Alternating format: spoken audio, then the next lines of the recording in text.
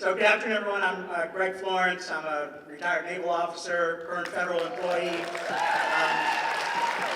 I'll try to make this quick. Had a lot to say. I've never been very political, or was not until January 6th. That really kind of galvanized me. I'm neither a Democrat or Republican. I'm a constitutionalist and an institutionalist. And if Jen Kiggans was here today, first I would thank her, because being a congresswoman is a very hard job. Being a congressperson, I would also thank you from her staff. Very few people are paid less for as much work as congressional staffers do, and I'm thankful that you're here. I'm thankful for the fact that Congresswoman Kiggans stood against her party in voting against Jim Jordan for Speaker. I'm thankful that she voted for every funding bill in the last Congress.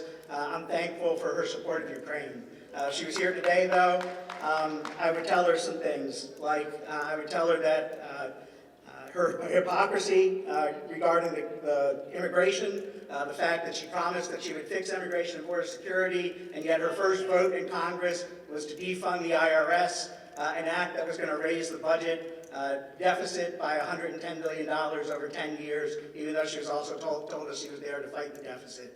I would ask her about why she signed a letter impugning Governor Walz's stolen valor as a retired naval officer, because to the best of my knowledge, she's not a retired naval officer.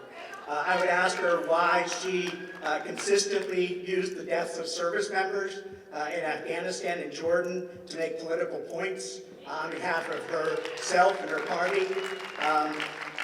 But most of all, I would ask her what she thinks about her oath to the Constitution.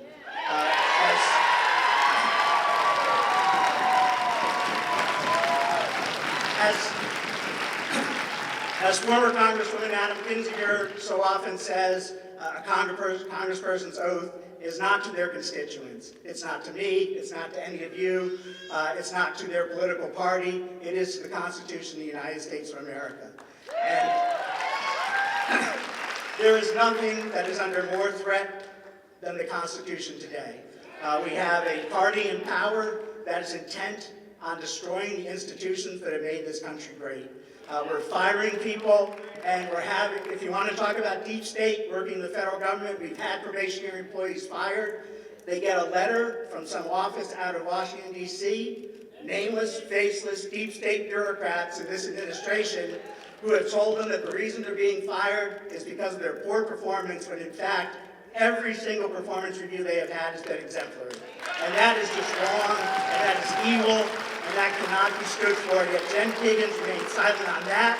She remains silent when Elon Musk calls Mark Kelly, a senator, a naval officer, an astronaut, a traitor because he went to Ukraine. She remains silent when our president cozies up to Russia.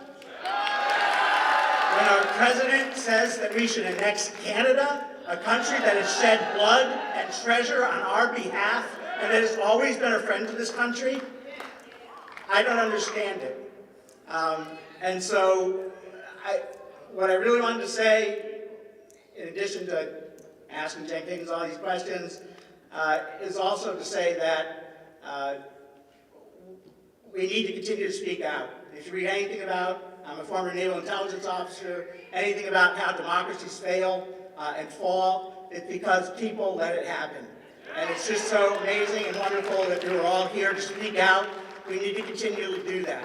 And I see in our future, when we see this Alien Enemies Act used, there's a report coming out on April 20th from the Department of Defense and Department of Homeland Security. It was part of one of the executive orders that will make a recommendation to the President on whether to invoke the Insurrection Act to deal with the immigration problem. I'm seeing things come out of DOD that put immigration enforcement and public safety on a par with national security for the Department of Defense. So I'm very concerned, very worried that the military is going to get caught up in this autocratic movement of our government and will be used not only against immigrants, but against their fellow citizens. And I think we need to continue to speak out and resist against that. And I just appreciate you all here to do that and support democracy in America and our republic. Thank you.